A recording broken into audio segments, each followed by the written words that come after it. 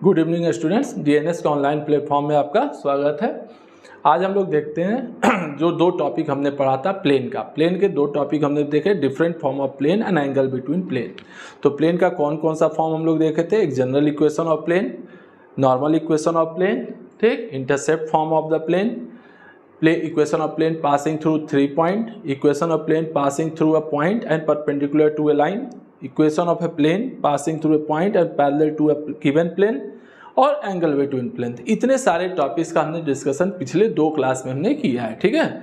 अब जितने चीज़ें हमने पढ़ी है, अब सब पे बेस्ड हम एक एक न्यूमेरिकल करने जा रहे हैं, ठीक है। तो मेन आज हमारा लेक्चर है न्यूमेरिकल बेस्ड, पूरा कंप्लीट न्यूमेरिकल जितना अभी तक हम लोगों ने पढ़ा है उस पे, ठीक है ना, प्लेन के टॉपिक्स पे, ठीक, स्पेशली प्लेन के क्वेश्चन है, ठीक है ना, क्योंकि बाकी 3D के question, direction cosine, direction ratio का क्वेश्चन, वो सारा हम लगभग करा चुके हैं, ठीक।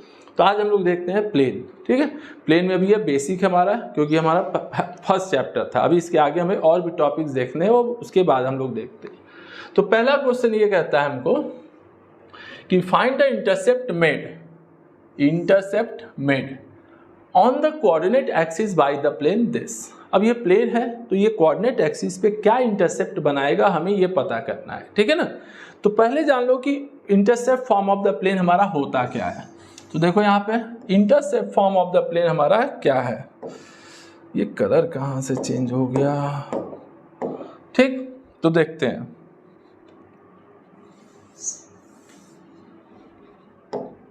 ठीक। तो जैसे ये हमारा है प्लेन, ठीक है। तो intercept form of the plane क्या कहता है कि equation of a plane makes an intercept a on x axis, b on y axis, c on z axis, ठीक है, जेड एक्सिस। तो इक्वेशन ऑफ प्लेन क्या लिखोगे? X by a plus y by b plus z by c is equal to 1, ठीक है ना। तो इसको क्या बोलते हैं हम लोग? Equation of plane in intercept form, ठीक है ना। तो इंटरसेप्ट फॉर्म हमारा कहा जाता है ये प्लेन का। तो अब देखते हैं, ये क्वेश्चन हमको दिया है कि इसका बताना है कि इंटरसेप्ट, क्वेश्चन मतलब हमसे उल्टा पूछा है, मतलब इक्वेशन देके हमसे इंटरसेप्ट पूछा जा रहा है कि इंटरसेप्ट क्या होगा। तो चलो, तो सोल्यूशन में क्या लिखोगे? Given equation of plane is, तो गिवन इक्वेशन ऑफ प्लेन हमारा कितना है? x minus 3y plus 2z minus 9 is equal to 0। तो बस कुछ नहीं, कांस्टेंट को भेज दो राइट हैंड साइड में। तो कांस्टेंट हमारा क्या है? ये 9, तो भेज दोगे तो इधर 9 आ गया। अब पूरे में x minus 3y plus 2z upon 9 कर लो, इज इक्वल टू 1 आ गया हमारा।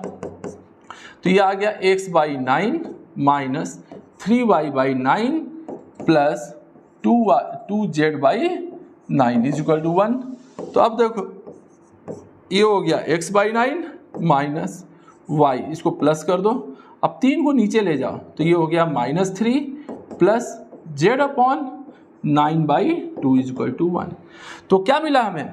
ये मिला कि intercept makes by the line plane on the x y and z axis. तो देख रहे हो, जो x के नीचे का पोर्शन है, this is called x intercept. ये हमारा क्या कहा जाएगा? y intercept. ये हमारा क्या कहा जाएगा? z इंटरसेप्ट, ठीक है ना। तो इसके लिए क्या करते हैं? इसको इक्वेशन 1 कर देते हैं। अब लिखो यहाँ पे, we know that equation of plane in intercept form कितना हमारा होता है? x by a plus y by b plus z by c is equal to 1। इसको कर दो इक्वेशन नंबर 2। अब दोनों को हम कंपेयर कर लेंगे, इक्वेशन 1 और 2 को। तो क्या मिलेगा? x इंटरसेप्ट मतलब a बराबर कितना? ये हो गया हमारा 9, y intercept is equal to b, कितना आ जाएगा हमारा? ये माइनस 3, एंड z इंटरसेप्ट ये हमारा कितना हो जाएगा? ये हो जाएगा 9/2। तो बहुत सिंपल क्वेश्चन है, मतलब हमसे क्वेश्चन उल्टा पूछा है। हमको इंटरसेप्ट ना देके प्लेन का इक्वेशन दे दिया है और पूछ रहा है कि एक्स वाई जेड पे इंटरसेप्ट क्या बनेगा।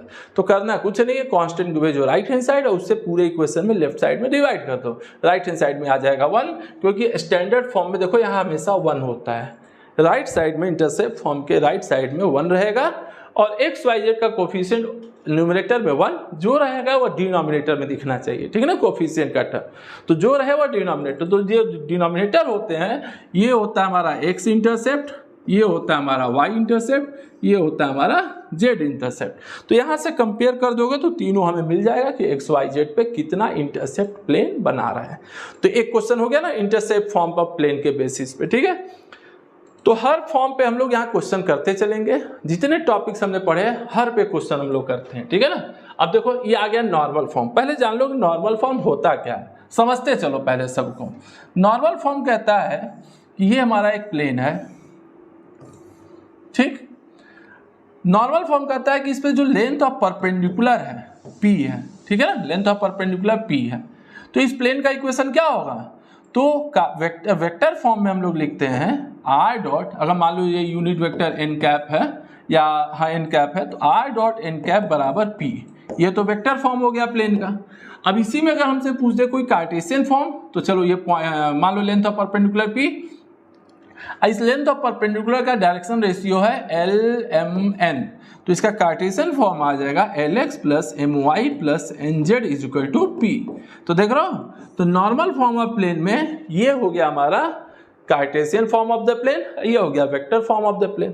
तो अब नॉर्मल फॉर्म आ गया, तो क्वेश्चन के साथ हम कॉन्सेप्ट देखते चले, क्योंकि यही हमने बताया है, इसका प्रूफ भी बताया है, सब कुछ बता चुके हैं, कार्टेशियन और वेक्टर दोनों फॉर्मेट में, ठीक है। अब जरा मेन क्वेश्चन पे आते हैं। तो कह रहा है रिड्यूस, ठीक है ना, रिड्यूस मतलब एक जनरल इक्वेशन ऑफ प्लेन दिया है, इसको रिड्यूस करना है हमको normal form of the plane में। पहला क्वेश्चन तो यही कह रहा है कि उसको नॉर्मल फॉर्म में रिड्यूस कर दो। तो रिडक्शन देखो, हमेशा एक क्वेश्चन ध्यान रखना, जनरल का नॉर्मल और इंटरसेप्ट फॉर्म में रिडक्शन अक्सर पूछा जाता है, शॉर्ट क्वेश्चन। ये 1 नंबर के लिए बहुत इंपॉर्टेंट क्वेश्चन है केवल इतना कि इस जनरल फॉर्म का इंटरसेप्ट फॉर्म क्या होगा, इस जनरल फॉर्म का नॉर्मल फॉर्म हमारा क्या होगा। ये सब 1-1 नंबर के क्वेश्चन बनते हैं, एमसीक्यू में काम देगा हम लोग को, ठीक है ना। तो चलो देखते हैं। ठीक उसी तरह given equation of plane is, तो हमारा प्लेन का इक्वेशन क्या है, x plus 2y minus 2z minus 9 is equal to 0। फिर वही चीज 9 को भेजो राइट साइड में। हमेशा एक बात का ध्यान रखना, क्या चीज, ये हो गया 9। हमेशा एक बात का ध्यान रखना कि जो राइट हैंड साइड में टर्म जाएगा कांस्टेंट, वो हमेशा पॉजिटिव लेके जाया जाता है, मतलब राइट में जाके वो पॉजिटिव हो जाना चाहिए। जैसे एग्जांपल के तौर पे मान लो अगर इक्वेशन ये है x minus y plus z plus 1 बराबर 0, और कह रहा है नॉर्मल फॉर्म में चेंज करो। तो नॉर्मल फॉर्म में चेंज करने पे देखो अब 1 यहाँ क्या है, प्लस में है ना, तो अब हम एक्स वाई जेड को भेजेंगे राइट हैंड साइड में, तो इक्वेशन हमारा बनेगा minus x plus y minus z is equal to 1। मतलब नॉर्मल फॉर्म की खासियत होती है कि P is always positive, P हमेशा हमको पॉजिटिव आना चाहिए, P कभी निगेटिव नहीं आना चाहिए, ठीक है ना, पहली बात। तो देखो यहाँ चूंकि -9 था तो राइट में भेज दिए, +9 हो गया, लेकिन यहाँ पे ये काम अगर कर दोगे तो गलत आ जाएगा, ठीक है ना। इस चीज को ध्यान देना है, ठीक, कि यहाँ पे हमको ये चीज नहीं होना चाहिए, क्लियर। तो यहाँ पे अगर हम 1 को इधर भेज देंगे तो -1 हो जाएगा, जो कि हमको, क्योंकि देखो P क्या है, लेंथ ऑफ परपेंडिकुलर, लेंथ कभी निगेटिव नहीं लेते हम लोग, हमेशा ऑलवेज पॉजिटिव होना चाहिए, इसलिए कभी ऐसी गलती हमसे नहीं होनी चाहिए, इस बात को दिमाग में रखना। तो चलो अब जरा देखा जाए, नॉर्मल फॉर्म में चेंज करना है। तो नॉर्मल फॉर्म में चेंज करने का कंसेप्ट ये है, क्या कैसे चेंज करें, क्योंकि एलिमेंट में बदलना होता है उसको। तो जो एक्स वाई जेड का कोफिशिएंट है, तीनों का स्क्वायर करेंगे, सम करते अंडर रूट निकाल के दोनों तरफ से डिवाइड कर दोगे, तो क्या लिखोगे, डिवाइडिंग बोथ साइड बाई कितने से, under root 1 square plus 2 square plus minus 2 square, ठीक है, माइनस 2 स्क्वायर कितना आ गया, 4 4 8 1 9 यानी 3 आ गया। तो 3 से हम दोनों तरफ डिवाइड कर देते हैं, तो x plus 2y minus 2z upon 3 is equal to 9/3। तो कितना आ गया हमें, x/3 plus 2y/3 minus 2z/3 is equal to 9/3, मतलब ये हो गया 3। तो ये कितना आ गया हमारा, तो देखो 1/3 into x plus 2/3 into y plus minus 2/3 into z is equal to 3। ये हो गया हमारा normal form of the plane, याद रखना इस बात को, this is the normal form of the plane हमारा। अब नॉर्मल फॉर्म क्यों कह रहे हैं हम इसको, ये हो गया हमारा एलिमेंट। ध्यान से देखो, इसको जब कंपेयर करोगे Lx plus My plus Nz is equal to P, तो देख रहे हो P की वैल्यू हो गई 3, ध्यान से देखना, N की वैल्यू हो गई ये वाली ब्रैकेट, M की वैल्यू हो गई ये वाली ब्रैकेट, और L की वैल्यू हो गई ये ब्रैकेट, यानी L की वैल्यू 1/3, M की वैल्यू 2/3, N की वैल्यू -2/3, देख रहे हो ना। And hence find the length of perpendicular drawn from the origin to the given plane, यही हमारा ओरिजिन से परपेंडिकुलर ड्रॉ किया गया है। तो बताओ यार लेंथ ऑफ परपेंडिकुलर क्या होगा, therefore length of perpendicular from origin, तो जब इसको कंपेयर करोगे स्टैंडर्ड फॉर्म से तो लेंथ ऑफ परपेंडिकुलर यही आएगा हमारा 3, जो P होता है, ठीक है ना। तो यही हमारा आंसर हो गया, यानी इस प्लेन को पहले हमने बदला नॉर्मल फॉर्म में, और नॉर्मल फॉर्म में बदलने के बाद जो राइट हैंड साइड में टर्म दिखाई देगा that is called the length of perpendicular from origin to the given plane. तो नॉर्मल फॉर्म चेंज करने का यही तरीका होता है कि जो भी कांस्टेंट है राइट हैंड साइड में ले जाकर प्लस बना लो, अगर प्लस में है तो XYZ को राइट में भेजो, अगर कांस्टेंट यहाँ माइनस में है तो कांस्टेंट को भेज दो राइट साइड में, और XYZ के कोफिशिएंट के स्क्वायर के सम के अंडर रूट से दोनों तरफ डिवाइड कर दो, तो XYZ का जो कोफिशिएंट होगा that is called the direction cosine of length of perpendicular, equation of perpendicular from origin to the plane, and this is the length of perpendicular from the origin to the given plane. तो देखें ये हो गया normal form of the plane का question. तो दो topic बताएं, उस दिन पढ़ाए भी थे, intercept form and normal form, दोनों का क्वेश्चन देख लिया। जनरल फॉर्म तो भाई पढ़ ही रहे हो, हर क्वेश्चन ही पहले जनरल में दिया हुआ है, देख रहे हो ना, तो हर क्वेश्चन जनरल फॉर्म में दिया है। General form is the linear equation in 3 variable XYZ is called the general form of plane, ठीक है ना। तो ये सेकंड क्वेश्चन हुआ हमारा नॉर्मल फॉर्म से रिलेटेड। अब जरा देखें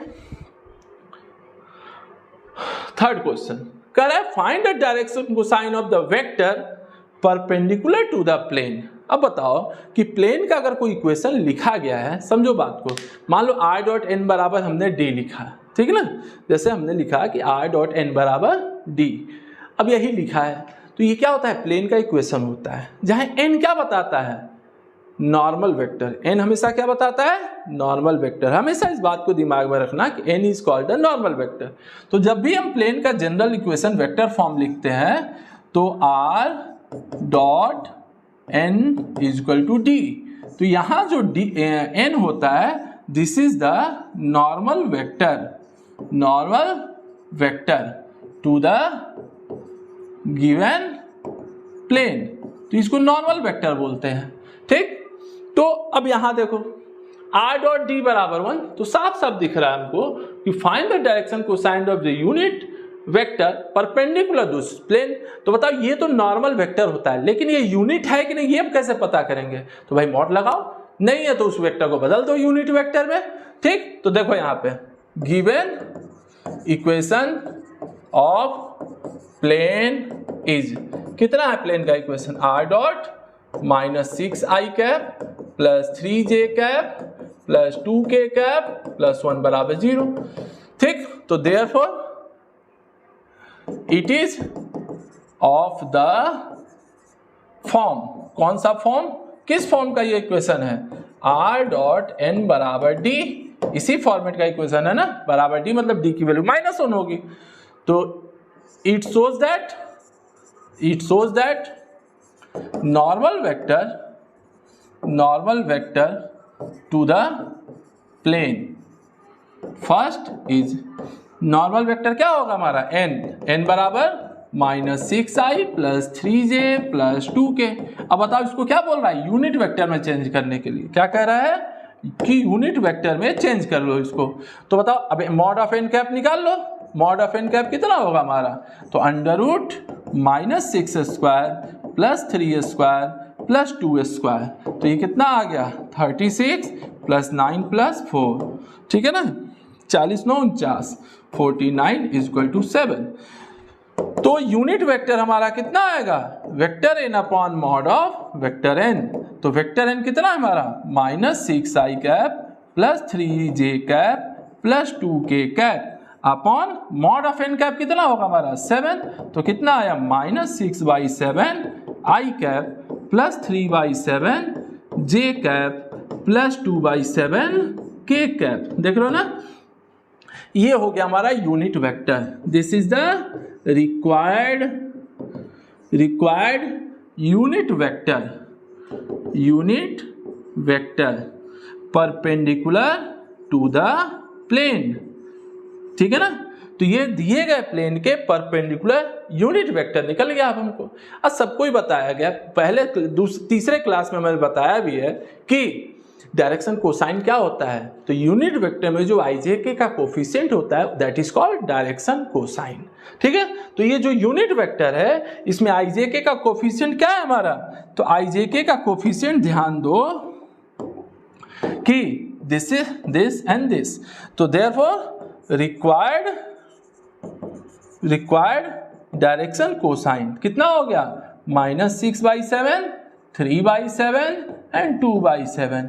ये हमारा आंसर हो गया। देख रहे हो ना, सिंपल क्वेश्चन है एकदम। देख रहे हो, तो प्लेन का इक्वेशन चाहे कार्टेशियन दे चाहे वेक्टर दे, क्वेश्चन जिस फॉर्मेट में दिया है उसी में सॉल्व करो और प्रैक्टिस करो क्वेश्चन को। ठीक है ना, प्रैक्टिस करना बहुत जरूरी है। खुद से भी कोई भी बुक लो, उसके एक्सरसाइज और एग्जाम्पल को करने की कोशिश करो। जितना ज़्यादा क्वेश्चन करोगे मैथ पे उतना ज़्यादा कमांड होगा, पहली बात जान लो, क्योंकि मैथ पढ़ने का कोई दूसरा शॉर्टकट है ही नहीं। ठीक ना, इस बात को ध्यान रखना। सबसे ज़्यादा प्रैक्टिस इसी में चाहिए हमें, क्योंकि थियरी यहाँ 0 होती है। थियरी का कोई मतलब नहीं यहाँ जब तक न्यूमेरिकल ना आता हो। थियरी तुमसे कोई पूछेगा भी नहीं, हमेशा यहाँ न्यूमेरिकल पूछा जाता है। ठीक ना, तो इसलिए थियरी ठीक है जानो, लेकिन उसको लर्न करके रखने की नहीं, प्रैक्टिस बहुत जरूरी है उस पर। ठीक है ना, क्योंकि तुमसे थियरी कोई पूछता ही नहीं है यहाँ मैथ में, समझे ना। अब तो एनईपी के अकॉर्डिंग तो अब एकदम थियरी नहीं पूछा जाएगा, केवल बच्चों से खाली एप्लीकेशन पूछा जा रहा है। तो एप्लीकेशन यानी अप्लाइड फॉर्म उसका हमें आना चाहिए। ठीक है ना, अच्छे से। चलो नेक्स्ट क्वेश्चन देखते हैं। सिंपल वही बात जो से कल प्रीवियस लेक्चर में मैं बताया कि equation of a plane passing through three given points. अगर 3 पॉइंट से कोई प्लेन पास कर रहा है तो उसका इक्वेशन क्या होगा। तो 2 तरीका मैंने बताया था। ठीक है ना, एक कार्टेशियन फॉर्म, एक वेक्टर फॉर्म। जरा दोनों देखते हैं। मान लो यह है वेक्टर ए, ठीक है ना, ये हमारा वेक्टर ए है। देखो ध्यान से,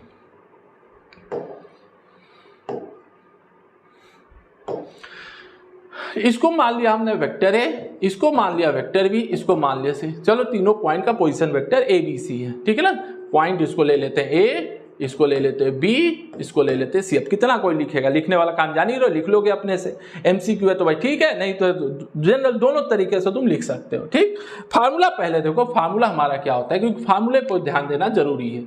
तो ये कौन सा फॉर्म है, equation of plane passing through 3 points. तो इक्वेशन देखो यहाँ पे x Y Z 1 1 1 x1 y1 z1 x2 y2 z2 x3 y3 z3। याद होगा, this is the equation of plane passes through 3 given points whose coordinates are x1 y1 z1 x2 y2 z2 and x3 y3 z3। देख लिए, तो 3 points अगर कोई plane पास कर रहा है तो उसका कार्टेशियन इक्वेशन यही बनेगा हमारा। ठीक, अब जरा देखते हैं कि equation of this plane in vector form. अब वेक्टर फॉर्म में अगर लिखना हो तो क्या लिखेंगे, तो वेक्टर में बताया था 3 फॉर्म होते हैं, चाहे जैसे तुम्हारी मर्जी वैसे लिखो।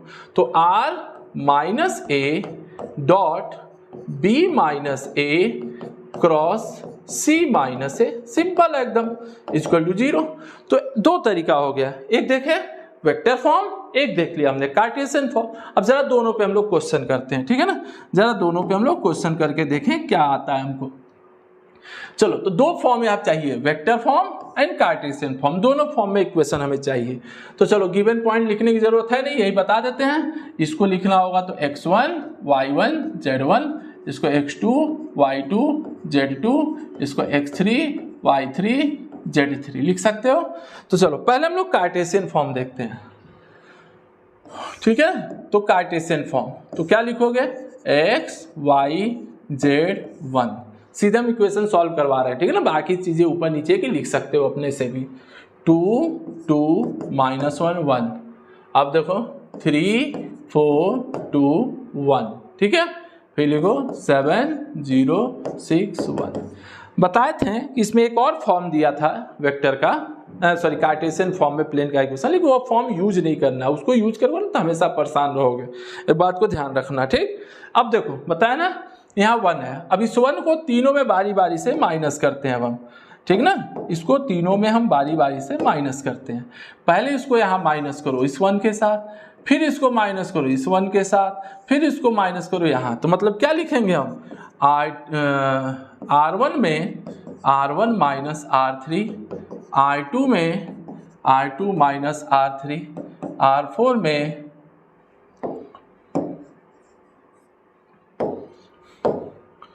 R1 में हो गया, R2 में हो गया, अब R3 में देखो, R3 में R3 माइनस R4। देखो एक चीज़ गलत लिख रहे हैं, थोड़ा इसको सही कर दें हम लोग, ठीक है ना। देखो यह सब में हम लोग R4 माइनस कर रहे हैं, ठीक है ना, तो R4 सब में R4 माइनस करना है हमको, ठीक। तो यहाँ वो 4 माइनस किया, यहाँ 4, चौथे रो को सब में उठा के माइनस कर रहे हैं। चलो देखो क्या बना, देखो तो यहाँ हो गया x minus 7, y z minus 6, ठीक, यहाँ 0, यहाँ देखो 2 माइनस 7 क्या होगा, 2 में से 7 घटाओगे तो -5, यहाँ 0 घटाओगे तो 2, यहाँ 6 घटाओगे तो -7, यहाँ 0, यहाँ 3 में 7 माइनस करोगे -4, यहाँ हो गया 4, यहाँ माइनस करोगे तो कितना आ गया हमारा 2 माइनस 6 होता है -4, ठीक है, यहाँ 0, यहाँ हो गया 7 0 6 1, देख रहे हो ना, तो ध्यान से देखो, तो चलो अब बराबर 0। तो जब हम इसको अब सिंप्लीफाई करते हैं, अब बताओ फोर्थ रो कॉलम के लो हम इसको एक्सपेंड करेंगे, फोर्थ कॉलम के लो, तो plus minus plus minus plus minus plus, ठीक है, तो 1, अब 3 क्रॉस 3 का मैट्रिक्स डिटर्मिनेंट बनेगा, तो क्या बनेगा x minus 7 minus 5 4 y z minus 6, और यहाँ हो गया 2 माइनस 7, यहाँ हो गया 4 माइनस 4 इक्वल टू 0, देख रहे हो ना। अब चाहो तो एक बहुत आसान तरीका है हमारे पास, यहाँ देखो -4 होगा, ठीक है ना, इसको उठा के चाहे तो इन दोनों को 0 कर सकते हैं, तो काम आसान हो जाएगा हमारा। तो चलो C1 को उठा के दोनों में ऐड कर दो, तो C2 में क्या कर दें C2 प्लस C1, C3 में C3 माइनस C1, तो देखो कितना आया, तो देखो x माइनस 7 माइनस 5 माइनस 4, अब देखो इसको यहाँ घटाओगे तो y माइनस x प्लस 7 हो जाएगा, y माइनस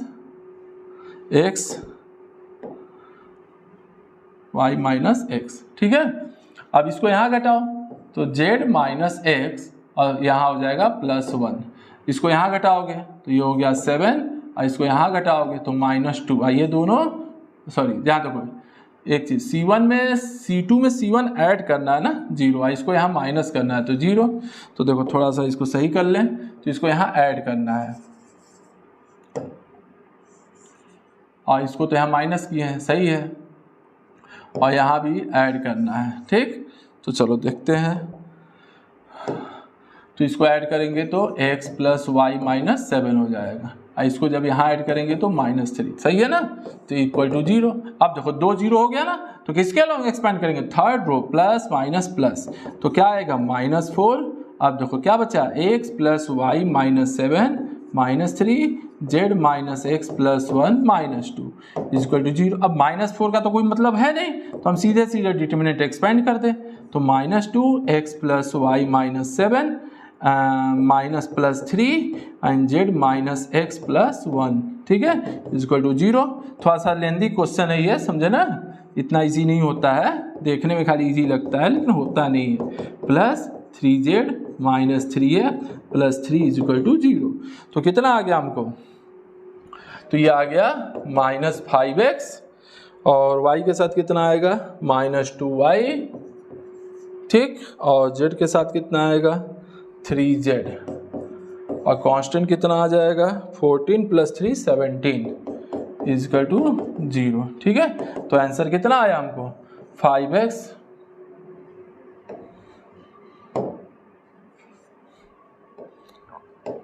यहाँ हो गया आंसर, सबको माइनस से मल्टीप्लाई कर दे, 5x plus 2y minus 3z minus 17 equal to 0।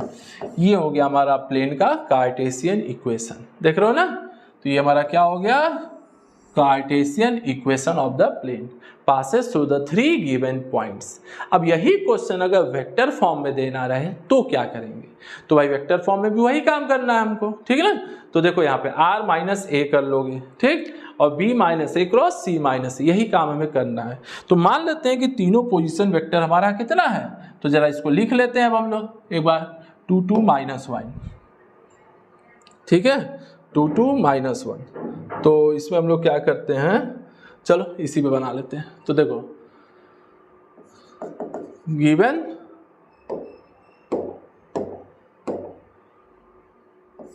Position vector of 3 points are, 3 point जो है उनका पोजीशन वेक्टर क्या है, मान लेते हैं a बराबर 2 2 minus 1, 2i plus 2j minus k हो गया, ठीक। अब देखो 2 2 माइनस 1, 3 4 2 है, चलो 3 4 2 है, तो 3 4 2 है, ठीक है, k कैप, ये हो गया b वेक्टर हमारा। और तीसरा क्या होगा हमारा, तीसरा देखो, तीसरा हो गया हमारा 706, 706, 706, तो 6k हो गया, ये c हो गया। तो क्या करोगे, पहले निकालोगे b माइनस ए, तो b माइनस यही से माइनस कर लो, तो i cap plus 2j cap और प्लस 3k कैप, और c माइनस ए कर लो, तो c माइनस ए करोगे तो कितना आ जाएगा, 5i cap minus 2j cap and plus 7k cap. तो अब हमारा काम क्या है, टारगेट b माइनस ए क्रॉस c माइनस ए निकालना, यही हमारा काम है। तो क्या लिखेंगे, i j k। अब यहाँ b माइनस ए कितना है, 1 2 3 5 माइनस 2 7। तो चलो अब इसको देखें कितना देता है, 14 plus 6 i cap minus j के साथ देखो 7 माइनस 15 j कैप, ठीक है ना, 7 माइनस 15 j कैप 15, ठीक, एंड प्लस k में देखो माइनस 2 माइनस 10 k कैप, ठीक है। तो ये कितना हो गया, 20 i cap plus 8 j cap minus 12 k cap, ठीक है। तो इक्वेशन ऑफ प्लेन, अब इक्वेशन ऑफ प्लेन क्या हो जाएगा हमारा, इक्वेशन ऑफ प्लेन। अब हम किस फॉर्म में निकाल रहे हैं, वेक्टर फॉर्म में, ठीक ना। तो ध्यान देना, इस क्वेश्चन को ध्यान से बनाना और भी प्रैक्टिस कर लेना इस क्वेश्चन पे, ठीक है ना, नहीं तो परेशान हो जाओगे, बता दे रहे हैं। तो क्या होता है, r minus A dot b minus A cross c minus A, ठीक है, बराबर 0। अब r माइनस ए कितना देगा, r मतलब समझ ही रहे हो, r का मतलब क्या होता है, xi plus yj plus zk। तो चलो, तो ये हो गया x minus 2 i cap plus y minus 2 j cap plus z plus 1 k cap, ठीक है। अब इसका डॉट प्रोडक्ट किसके साथ करोगे, इनके क्रॉस प्रोडक्ट के साथ, यानी 20 i cap plus 8 j cap और minus 12 k cap equal to 0, ठीक। तो देखो कितना आया हमें, तो चलो दोनों का डॉट प्रोडक्ट कर दें, तो 20 x minus 2 plus 8 y minus 2 y minus 2 minus 12 z plus 1 equal to 0। चलो अब देखो 12 8 20 में कुछ कॉमन भी दिख रहा है, 4 कॉमन है, 4 हटा दो, तो 5 x minus 2 plus 2 y minus 2 3 z plus 1 equal to 0। तो देखते हैं कितना आया। हाँ, एक चीज़ गड़बड़ है, ठीक है ना, हम लोग जानते हो आंसर यही लिख के छोड़ देंगे, कहाँ पे, यहाँ पे देख रहे हो ना, यही हमारा आंसर हो गया, क्योंकि हमसे आंसर किससे मांगा है, वेक्टर फॉर्म में। तो ये लाइन हमारे आंसर बताएगा, ठीक है ना, ये लाइन हमको आंसर बताएगा, इस बात को दिमाग में रखना, क्योंकि हमसे क्या बोला आंसर, वेक्टर फॉर्म में। हम बस इसको क्या है यहाँ चेक कर ले रहे हैं कि कार्टेशियन वाला रिजल्ट आ रहा है कि नहीं आ रहा है। तो कार्टेशियन तुम चाहो तो यहीं से निकाल सकते हो, लेकिन एग्जाम में अगर वेक्टर फॉर्म बोलेगा तो तुम यहाँ तक लिख के छोड़ दोगे, ठीक है ना। लेकिन हम लोग यहाँ चेक कर लेते हैं कि क्या उतना ही रिजल्ट आ रहा है कि नहीं आ रहा है, ठीक है। देख ले सही है कि नहीं। तो 5x + 2y - 3z, और देखो आ गया ना, = 17। सेम आंसर हमें आया है, देख लो यहाँ 5 2 - 3, यहाँ देखो 5 2 - 3 = -17 आया ना। तो सेम आंसर हमको आता है, चाहे वेक्टर से करो चाहे कार्टेशियन से करो। तो वेक्टर फॉर्म बोलेगा तो यहाँ तक लिख के छोड़ दोगे आंसर। ये क्या है, ये कार्टेशियन में रिड्यूस करने के लिए। अगर मान लो एग्जाम में समय नहीं है और वेक्टर कार्टेशियन दोनों मांग दे, तो तुम इस मेथड से भी क्वेश्चन करके वेक्टर निकाल के छोड़ दो और उसके बाद इसी को कंटिन्यू कर दोगे तो कार्टेशियन में भी आंसर आ जाएगा हमको, ठीक है ना। तो कार्टेशियन तुम्हें अलग से करने की जरूरत नहीं पड़ेगी, ठीक। तो ये हो गया हमारा equation of a plane passes through 3 points. अब नेक्स्ट क्वेश्चन देखते हैं हम लोग क्या कह रहा है। अब देखो थोड़ा सा अलग क्वेश्चन आ गया। क्या कह रहा है कि हॉरिजॉन्टल प्लेन है, कैसा प्लेन है, horizontal, and passes through the point 1 - 2 - 5, ठीक है।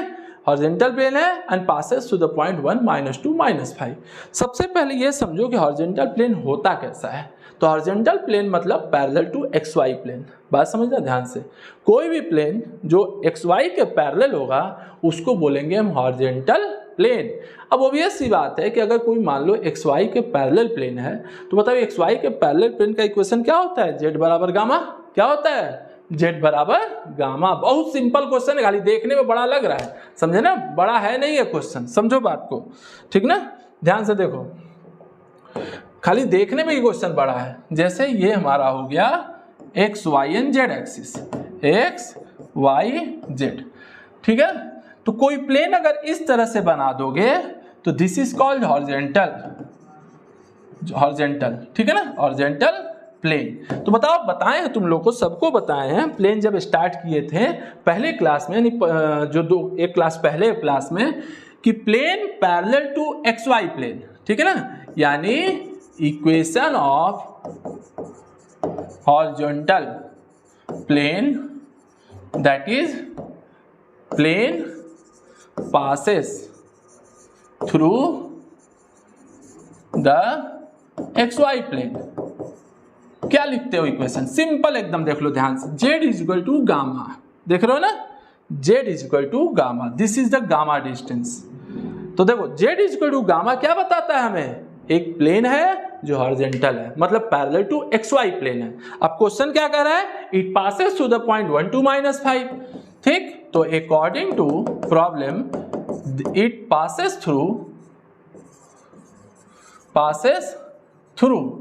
कितने से, 1 - 2 - 5। देयरफॉर क्या मिलेगा हमें, -5 = गामा। गामा की वैल्यू कितनी आ गई, -5। अब इसको पुट कर दो इक्वेशन 1 में। Therefore required equation of plane is, तो रिक्वायर्ड प्लेन क्या हो गया हमारा, सिंपल, Z = -5, यानी Z + 5 = 0। ये हो गया हमारा आंसर। देखने में कितना खतरनाक क्वेश्चन है, लेकिन है नहीं, बहुत सिंपल क्वेश्चन है। खाली कंफ्यूज किया है हॉरिजॉन्टल प्लेन दे के, क्योंकि हॉरिजॉन्टल हमेशा XY ही माना जाता है, इस बात को याद है। कोई पूछे अरे YZ भी हो सकता, नहीं हो सकता, YZ हमेशा वर्टिकल प्लेन है। YZ and XZ both are said to be vertical plane and XY plane is said to be the horizontal plane. हम लोग कोई भी काम करते हैं अगर सरफेस पे तो वह XY प्लेन मान के चला जाता है। Z एक्सिस हमेशा ऊंचाई को और गहराई को रिप्रेजेंट करता है, ठीक ना। तो जब भी हम हाइट में जाएंगे चाहे डेप्थ में जाएंगे तो Z एक्सिस यूज होगा, और जब तक हम अपने सरफेस पर रहेंगे XY प्लेन कहा जाएगा, ठीक है ना। तो कोई भी प्लेन अगर हॉरिजॉन्टल है मतलब वो पैरेलल टू XY प्लेन है, मतलब हमारे सरफेस के वो पैरेलल है, ठीक। तो बहुत सिंपल क्वेश्चन, खाली देखने में टेढ़ा लग रहा था, कंफ्यूज कर देगा बहुत लोग को। अगला देखो, ये क्वेश्चन भी हम हेडिंग बताए हैं, ठीक है ना, प्रीवियस क्लास में। जो भी पहले हमारा जो पहला क्लास एक बार देख लोगे तो समझ में आ जाएगा कि equation of plane passes through a given point and parallel to a plane. Heading कराया है ना, सिंपल क्वेश्चन हमारा, बहुत ज्यादा दिमाग नहीं लगाना है, ठीक है ना। तो चलो सबसे पहले हम लिखते हैं equation of a plane passes through the point, कौन सा पॉइंट, 1 3 2 is written as, तो क्या लिखोगे इसका इक्वेशन, जरा ध्यान दो। तो पहला ही हेडिंग बताया था, जब नोट लिखवा रहे थे जनरल इक्वेशन ऑफ प्लेन के बाद जब हम नोट लिखवा रहे थे तो वहाँ बताए थे कि किसी भी प्लेन का इक्वेशन जो किसी पॉइंट x1 y1 z1 से अगर पास कर रहा है तो प्लेन का इक्वेशन हम बताए थे ax minus x1 plus by minus y1 plus cz minus z1 equal to 0। ये क्या है, equation of a plane passes through the point x1 y1 and z1। अब ABC क्या है, उसके नॉर्मल का डायरेक्शन रेशियो। अब उसको निकालेंगे हम अदर कंडीशन से, जो भी अदर कंडीशन दिया है उससे हम उसका निकाल लेंगे। तो मतलब देखो ये कौन सा प्लेन है, किस पॉइंट से पास कर रहा है, 1 3 2 से। तो x minus 1 b y minus 3 c z minus 2 equal to 0 हो गया। मतलब ये एक प्लेन है जो पास कर रहा है 1 3 2 से, और कोई दूसरा प्लेन है, ठीक है, जो इसके पैरेलल है, जो इसके पैरेलल है। इसका इक्वेशन कितना है, 3x minus 2y plus 2z equal to 33। ध्यान से देखना, इसका इक्वेशन क्या है, 33, ठीक है ना, इक्वल टू 33। तो देख रहे हो ये दोनों प्लेन पैरेलल है और ये प्लेन हमारा इस प्लेन से पॉइंट से पास कर रहा है। ये कौन सा प्लेन है, रिक्वायर्ड, जो हमको निकालना है, ठीक है ना, ये रिक्वायर्ड प्लेन है हमारा। तो चलो हो गया। अब हमको ABC चाहिए। अब क्वेश्चन में क्या है, बोथ आर पैरेलल। तो चलो इसको लिख लेते हैं कि given equation of plane is, तो गिवन इक्वेशन ऑफ प्लेन क्या है हमारा, 3x minus 2y plus 2z plus 33 equal to 0। अब अकॉर्डिंग टू प्रॉब्लम क्या कि plane 1 is parallel to plane 2, plane 1 जो है वो 2 के पैरेलल है। अब बताओ क्या करोगे, तुरंत दिमाग में आना चाहिए कंडीशन ऑफ परपेंडिकुलरिटी। क्या आना चाहिए हमारे दिमाग में, कंडीशन ऑफ पैरेललिज्म। दो प्लेन अगर पैरेलल होंगे तो क्या होंगे, तो भाई सीधी सी बात है, उनका डायरेक्शन रेशियो क्या होगा, प्रोपोर्शनल होगा। डायरेक्शन रेशियो क्या होगा, प्रोपोर्शनल। तो डायरेक्शन रेशियो हमारा क्या है, इस प्लेन का है नॉर्मल का डायरेक्शन रेशियो ABC, इस प्लेन के नॉर्मल का डायरेक्शन रेशियो है हमारा 3 माइनस 2 2। देख रहे हो ना, तो इस प्लेन का डायरेक्शन रेशियो है नॉर्मल, ये नॉर्मल का डायरेक्शन रेशियो होता है, क्योंकि बताया ना प्लेन का डायरेक्शन रेशियो अपना नहीं होता है। प्लेन हमेशा किसके सहारे चलता है, नॉर्मल के सहारे चलता है। तो नॉर्मल का डायरेक्शन रेशियो है ABC, ठीक।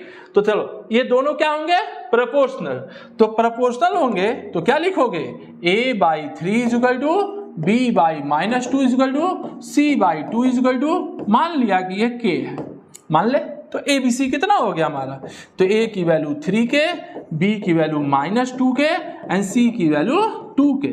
अब इसको उठा के कहाँ रख दोगे, इक्वेशन 1 में उठा के रख दो, पुट इन इक्वेशन 1। तो we get required equation of plane, required equation of plane. तो रिक्वायर्ड इक्वेशन कितना हो जाएगा, अब A की जगह रखो, कितना रखोगे, 3k x minus 1 minus 2k y minus 3 and plus 2k, ये हो गया z माइनस 2 इक्वल टू 0। भाई k तो हटाया जा सकता है, क्योंकि k की हमेशा खासियत होती है नॉट इक्वल टू 0 होता है, ठीक ना, इक्वल टू 0 मत कर देना कभी गलती से, ठीक है। तो देखो ये हो गया 3x माइनस 3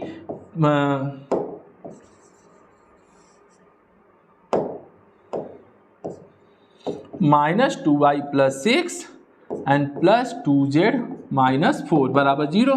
तो रिक्वायर्ड प्लेन कितना आया हमारा, तो 3x minus 2y plus 2z। अब देखो इसमें साथ में क्या आया, -3 -4, तो -7 प्लस 6, तो -1 बराबर 0 आ गया ना। अब देखो इस क्वेश्चन को बनाने का एक और तरीका देखो, शॉर्टकट मेथड, यानी MCQ के लिए, ठीक है ना। MCQ के लिए क्या करोगे, जरा ध्यान दो, दोनों प्लेन को ध्यान देना। x का कोफिशिएंट दोनों जगह 3 है, y का कोफिशिएंट दोनों जगह -2 है, z का कोफिशिएंट दोनों जगह 2 है। बदला क्या है, कांस्टेंट। क्या बदला है, कांस्टेंट। यानी अगर हमको इसके पैरेलल प्लेन का इक्वेशन चाहिए जो इस पॉइंट से पास कर रहा है, ठीक ना, उस पॉइंट से पास कर रहा है, तो हम इसको डायरेक्ट भी बना सकते हैं कि चलो मान लिया कि इसके पैरेलल प्लेन का इक्वेशन है 3x minus 2y plus 2z बराबर लेमडा। मान लिया कि ये हमारा क्या है, प्लेन है जो इस प्लेन के पैरेलल है। ये कौन सा प्लेन है, गिवन है, ठीक है ना। अब ये हमारा हो गया रिक्वायर्ड, ये हो गया रिक्वायर्ड।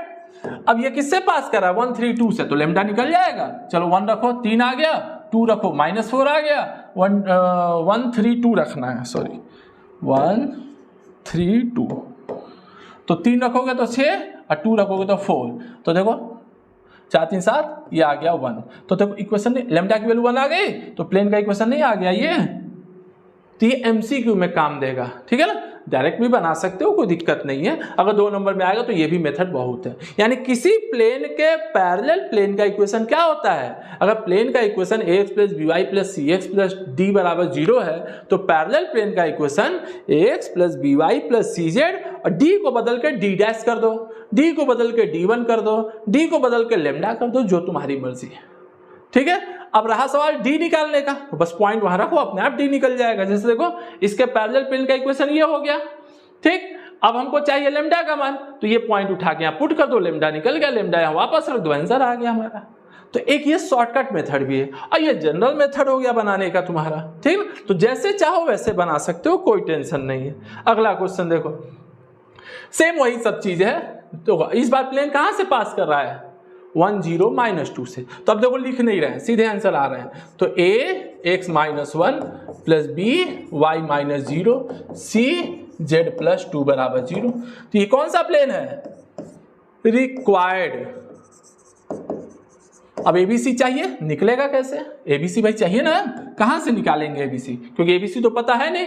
तो लेकिन एक चीज बोला है, ये जो प्लेन है इस प्लेन के क्या होगा परपेंडिकुलर, और इस प्लेन के क्या होगा परपेंडिकुलर। तो कंडीशन ऑफ परपेंडिकुलरिटी क्या कहती है, a1 a2 + b1 b2 + c1 c2 = 0। तब इसी को अप्लाई कर ले दोनों प्लेन पे। तो चलो पहला और दूसरा, तो पहले और दूसरे से अब हम देखो क्या मिलेगा, दोनों परपेंडिकुलर है ना, तो पहले दूसरे से क्या मिलेगा, देखो ध्यान से 2a + b - c = 0। और पहले और तीसरे से क्या मिलेगा, दोनों परपेंडिकुलर है ना, तो देखो क्या मिलेगा a - b - c = 0। दोनों को सिंप्लीफाई कर दो, तो a/1 × -1। ये मेथड दिमाग में रखना, क्रॉस मल्टीप्लिकेशन मेथड। नहीं समझ में आ रहा है तो देखो इसका आसान तरीका भी हम बता दे रहे हैं, ठीक है ना। इसका आसान तरीका भी हम तुमको बता दे रहे हैं कैसे बनाते हैं, नहीं समझ में आ रहा है तो देखो a/ डिटरमिनेंट बनाओ 1 - 1 -1 -1 बराबर -b/, b जब लेना होगा तो ये कॉलम छोड़ दो, तो 2 1 -1 -1 c/, अब c को छोड़ दो, तो देखो यहाँ डिटरमिनेंट बना लो 2 1 1 -1। अब सिंप्लीफाई कर दो इसको, तो a/ कितना आया -1 -1 -b/ कितना आया -2 + 1 c/ कितना आया -2 -1। तो देखो a की वैल्यू -2, b/1 c/-3 बराबर मान लो के, फिर से मान लो उसी तरह के। तो a की वैल्यू कितनी हो गई -2 के, b की वैल्यू के, c की वैल्यू -3 के। अब उठा के कहाँ रख दोगे इक्वेशन 1 में, तो चलो a b c की वैल्यू रख दे, तो कितना आ गया -2 के x - 1, b की वैल्यू कितनी आई है k आई है, b की वैल्यू k है, तो +ky, ठीक है, और c की वैल्यू -3k, z + 2 = 0। तो चलो माइनस के हटा दो, तो 2x - 1 -y एंड +3z + 2 = 0। तो देखो कितना आया 2x - 2 -y + 3z + 6 = 0। तो कितना आया हमें 2 है, तो ये देखो 2x - y + 3z एंड +4 = 0 आ गया ना प्लेन का इक्वेशन। तो मान लो कि कोई प्लेन किसी पॉइंट से पास कर रहा है और किसी 2 प्लेन के परपेंडिकुलर है, तो 2 प्लेन देगा तो परपेंडिकुलर देगा और 1 प्लेन देगा तो पैरेलल देगा। इस बात को हमेशा दिमाग में रखना, क्योंकि ABC हमारा ऐसे नहीं निकलने वाला, ठीक है ना। तो अगर पैरेलल दिया है तो केवल 1 प्लेन की जरूरत है, परपेंडिकुलर दिया है तो 2 प्लेन की जरूरत पड़ेगी, ठीक है ना। आराम से बस वही फॉर्म लिखो, ABC का मान निकालो, पुट कर दो, काम हो गया। चलो अब देखो अगला क्वेश्चन, अगला भी बढ़िया क्वेश्चन है। हाँ, find the equation of the plane through the point and perpendicular to the plane and parallel to the z axis. इस बार एक नया चीज आ गया, कह रहा है कि प्लेन जो है वो जेड एक्सिस के पैरेलल है। ध्यान से देखना, जेड एक्सिस के पैरेलल है, इसके परपेंडिकुलर है। चलो पहले हम प्लेन का इक्वेशन लिखते हैं जो उस पॉइंट से पास करता है। तो प्लेन का रिक्वायर्ड प्लेन क्या हो जाएगा, ए एक्स माइनस 1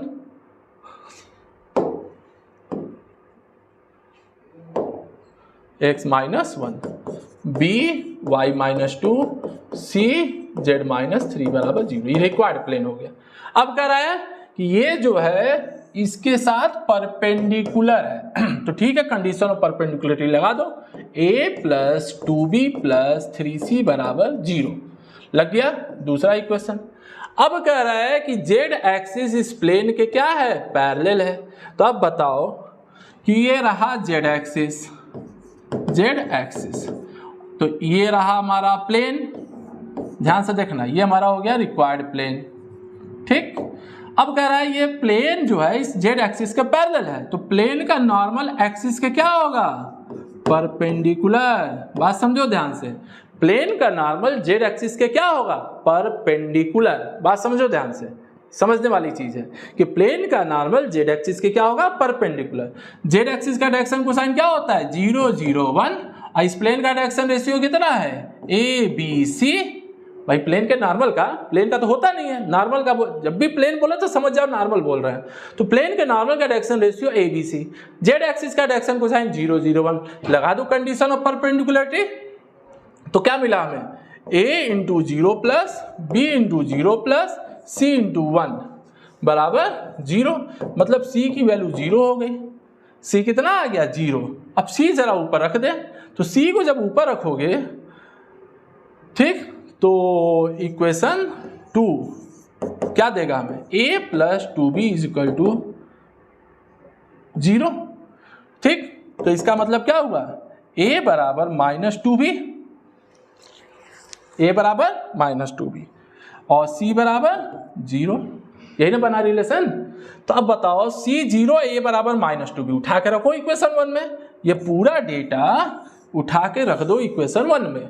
तो चलो देखो, a की जगह रख दे माइनस 2b, और यहाँ हो गया x माइनस 1 प्लस b को वैसे ही रहने दो, y माइनस 2 और c को कर दो 0, z माइनस 3 बराबर 0। ध्यान से समझना बात को, थोड़ा अजीब तरह का क्वेश्चन इसी से बता रहे हैं इसको। तो अब देखो यहाँ से ये तो पूरा गायब, तो चलो minus 2b x minus 1 plus b y minus 2 is equal to 0। अब b भी हटा दो, क्योंकि b तो भाई कुछ भी हो सकता है ना, अब हमको मालूम थोड़ा है कि b कितना है, तो माइनस b कॉमन करके हटा दो, तो 2x माइनस 1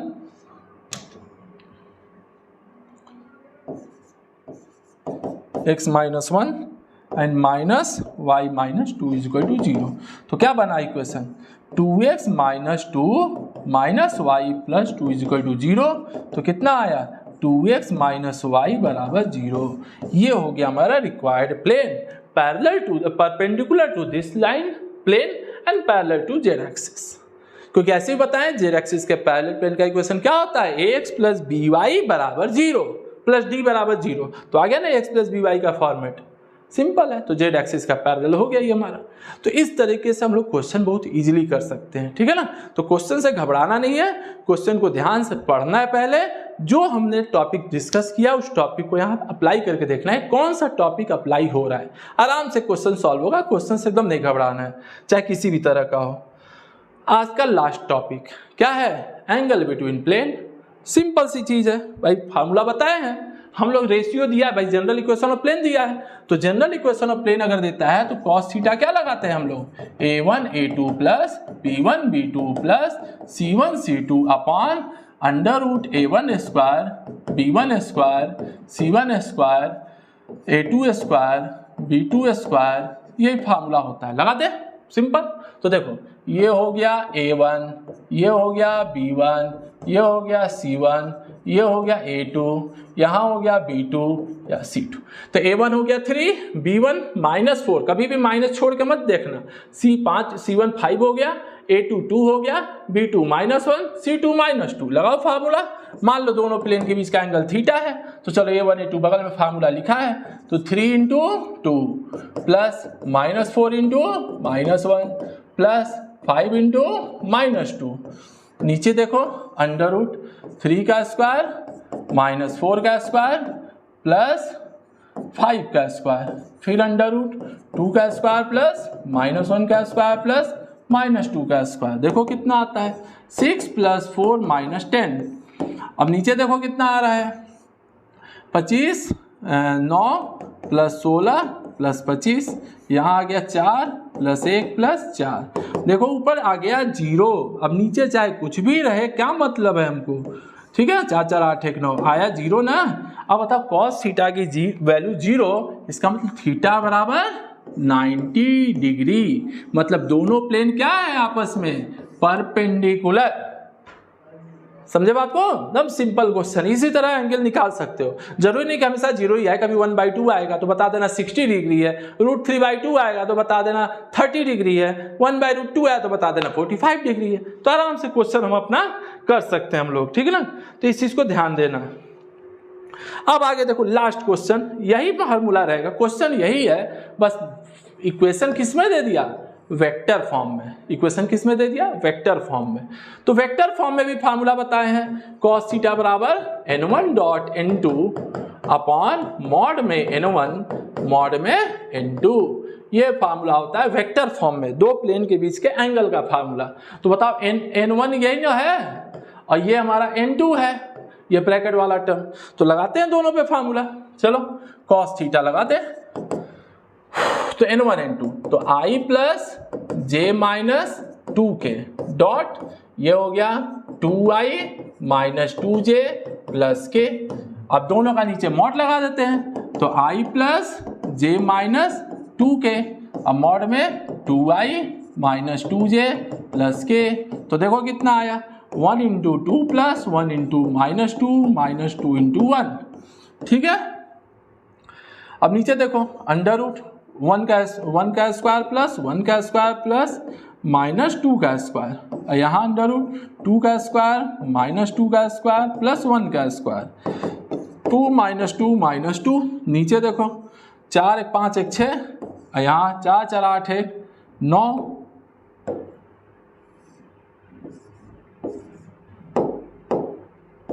9, तो देखो 1 2 कट गया तो -2 अपॉन हो गया √6 और यहाँ हो गया 3, ठीक है ना। तो यही हमारा आंसर आ जाएगा -2/3 √6। अब इसको तुम चाहो तो ऐसे भी लिख सकते हो 3 √2 × √3, तो देखो -1/3 √2/3। तो चाहो तो ऐसे भी आंसर लिख सकते हो। तो ये हो गया cos थीटा, तो सॉरी थीटा है ना, तो एक काम करते हैं, हमको थीटा चाहिए ना, तो थीटा की वैल्यू कितनी हो गई, थीटा की वैल्यू हो गई cos इनवर्स माइनस √2/3 √3। ये तुम्हारा आंसर आ गया, ठीक है ना। बताया ना, जरूरी नहीं कि हमेशा वैल्यू वैसा ही आई जो हमको पता है, नहीं या तो इन्वर्स लगा के छोड़ दो आंसर में, इसको सॉल्व नहीं करना है बैठ के, ठीक है ना। आंसर यही आएगा हमारा। एक बार चेक कर लेते हैं, 1 1 -2 है, चलो ठीक है, 2 - 2 1 है, ठीक है। तो 1 × 2 2 हो गया और 1 × -2 -2 × 1, ठीक है, सही है, आ जाएगा हमारा। तो यही हमारा आंसर हुआ। तो इस तरीके से हमको जितना भी पीछे का टॉपिक हमने बताया था, पूरे का लगभग 10 क्वेश्चन के माध्यम से हमने सबको रिवाइज करा दिया। अब हम लोग नेक्स्ट टॉपिक देखेंगे इसके आगे, कि किसी पॉइंट से किसी प्लेन पे परपेंडिकुलर डिस्टेंस कैसे निकालते हैं, दो पैरेलल प्लेन के बीच का डिस्टेंस कैसे निकलेगा, और most important topic equation of angle bisector of the plane, यानी दो प्लेन के बाइसेक्टर प्लेन का इक्वेशन क्या होगा। मोस्ट इंपॉर्टेंट टॉपिक वही है हमारा प्लेन में, ठीक है ना। तो नेक्स्ट अब हम लोग 2 या 3 क्लास में देखेंगे, तो हो सकता है ये हमारा टॉपिक कंप्लीट हो जाए प्लेन, ठीक है ना। प्लेन के बाद हम लोग आएंगे स्ट्रेट लाइन पे। तो मिलते हैं हम लोग नेक्स्ट क्लास में। अगर आप और भी ऐसे वीडियो लेक्चर्स देखना चाहते हैं, BSc second semester physics chemistry math stat का कंप्लीट कोर्स करना चाहते हैं, कंप्लीट कोर्स के साथ जुड़ना चाहते हैं, तो प्ले स्टोर से आप DNS एजुकेयर एप्लीकेशन को डाउनलोड कर लीजिएगा, या फिर आप हमारे इस हेल्पलाइन नंबर 6387986764 पे या कॉल करके या मैसेज करके जानकारी ले सकते हैं। ध्यान दीजिएगा, आपको अगर आप हमारा पूरा कंप्लीट कोर्स ज्वाइन करना चाहते हैं बीएससी मैथ सेकेंड सेमेस्टर का, तो 1250 रुपये में आपको एक कोर्स मिलेगा, जो कि 1 टाइम फीस रहेगा। ध्यान दीजिएगा, एक बार आप पेमेंट करें करेंगे तो ये कोर्स आप पूरा करेंगे जहाँ पे आपको मैथमेटिक्स, फिजिक्स, केमिस्ट्री और स्टैटिस्टिक ये चारों सब्जेक्ट पढ़ाए जाएंगे। 3 मंथ्स में कोर्स कंप्लीट हो जाएगा और 1 साल तक इस कोर्स की वैलिडिटी रहेगी। ध्यान दीजिएगा, इसमें आपको live plus recorded video lectures मिलेंगे, आपको live doubt session, class notes, PDF, previous paper उसका सोल्यूशन, मॉडल सिंपल पेपर और special guidance through till exam, यानी कि सारी फैसिलिटी आपको मिलेगी। तो आज ही प्ले स्टोर से DNS एजुकेशन एप्लीकेशन को ज़रूर डाउनलोड करें। Thank you so much.